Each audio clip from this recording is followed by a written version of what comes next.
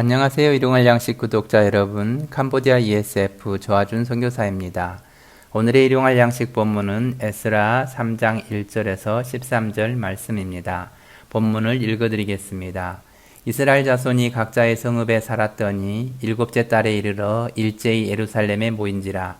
요사닥의 아들 예수아와 그의 형제 제사장들과 스알디엘의 아들 수룹바벨과 그의 형제들이 다 일어나 이스라엘 하나님의 제단을 만들고 하나님의 사람 모세의 율법에 기록된 대로 번제를 그 위에서 드리려 할세.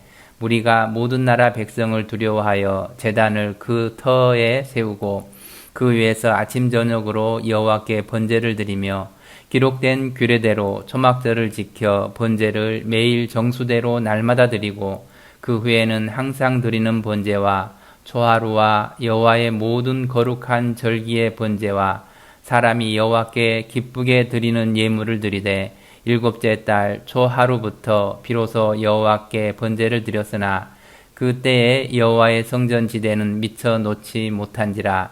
이에 석수와 목수에게 돈을 주고 또 시돈 사람과 두로 사람에게 먹을 것과 마실 것과 기름을 주고 바사왕 고레스의 명령대로 백향목을 레바논에서 욥바 해변까지 운송하였더라.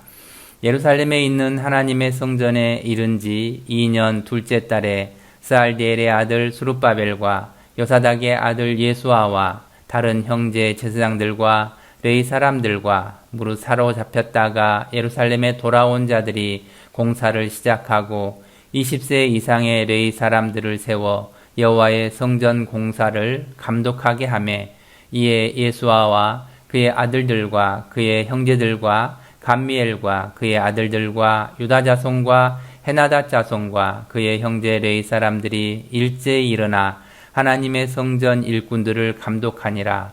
건축자가 여호와의 성전의 기초를 놓을 때에 제사장들은 예복을 입고 나팔을 들고 아삽 자손 레위 사람들은 제금을 들고 서서 이스라엘 왕 다윗의 규례대로 여호와를 찬송하되 찬양으로 화답하며 여호와께 감사하며 이르되 주는 지극히 선하심으로 그의 인자하심이 이스라엘에게 영원하시도다 하니 모든 백성이 여호와의 성전 기초가 놓임을 보고 여호와를 찬송하며 큰 소리로 즐거이 부르며 제사장들과 레위 사람들과 나이 많은 족장들은 첫 성전을 보았으므로 이제 이 성전의 기초가 놓임을 보고 대성통곡하였으나 여러 사람은 기쁨으로 크게 함성을 지르니 백성이 크게 외치는 소리가 멀리 들리므로 즐거이 부르는 소리와 통곡하는 소리를 백성들이 분간하지 못하였더라. 오늘 본문에서 바벨론 포로에서 돌아온 이스라엘이 한 일을 보여줍니다. 바벨론 포로에서 돌아와 각자의 성읍에 살던 이스라엘 자손들이 예루살렘에 모였습니다. 그리고 주변 거주자들이 두렵기는 했지만 제단을 만들고 성전 기초를 놓으며 선하신 하나님을 예배하였습니다. 첫째, 이스라엘 하나님의 제단 제작 1절에서 7절 말씀. 바벨론 포로 생활은 온전히 하나님께 예배할 수 없게 만들었습니다. 포로가 된 이유를 성찰하며 깊이 회개한 사람들은 하나님께 돌아와 예배하는 기쁨을 갈망했습니다. 그리고 드디어 예루살렘에 돌아온 하나님의 사람들은 성전이 재건되기 전에 그 터 위에 제단을 만들고 하나님께 제사를 드렸습니다. 성전 중심에 제사를 드렸던 이스라엘 백성들이 성전이 없는 예루살렘에서 예배를 드리는 것은 쉬운 일은 아니었습니다. 바벨론 포로에서 돌아온 사람들에게 있어서 예루살렘이라는 장소는 완전히 폐허가 되고 성전은 없고 주위 사람들에 대한 두려움에 자유롭지 않은 장소였습니다.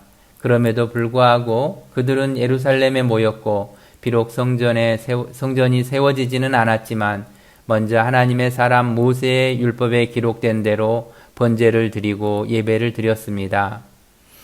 예수님과 새 언약의 시대를 살아가는 우리에게 있어서 하나님의 제단, 즉 예배는 특정 장소에 한정되지 않습니다. 지금은 영과 진리로 예배하는 때라고 예수님이 말씀하셨습니다. 그러므로 우리는 특정한 장소에 한정되지 말고 자신의 삶의 자리에서 하나님의 제단을 만드는 헌신, 예배의 헌신이 있어야 합니다. 둘째, 선하신 하나님께 올리는 찬송, 8절에서 13절 말씀. 예루살렘에 도착한 지 2년이 지난 후에 이스라엘 백성들은 드디어 성전의 기초를 놓으며 하나님께 예배하는 기쁨이 충만했습니다.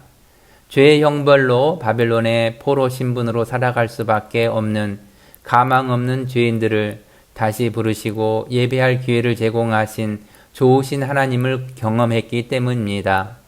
하나님의 개입이 없이는 결코 일어날 수 없는 성전 재건이 이스라엘 자손들의 눈앞에서 진행되고 있었습니다.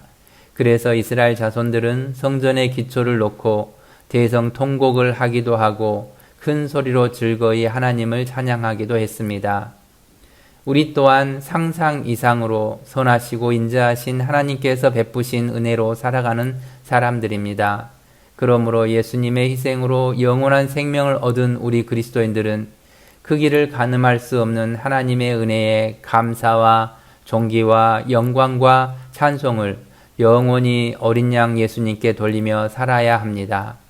죽을 수밖에 없는 죄인이었던 우리를 불러 예수 그리스도의 십자가의 은혜로 구원하여 주시고 예배할 기회를 주신 주님의 은혜를 기억하며 삶의 자리에서 주님을 찬양하는 복된 하루가 되기를 소망합니다.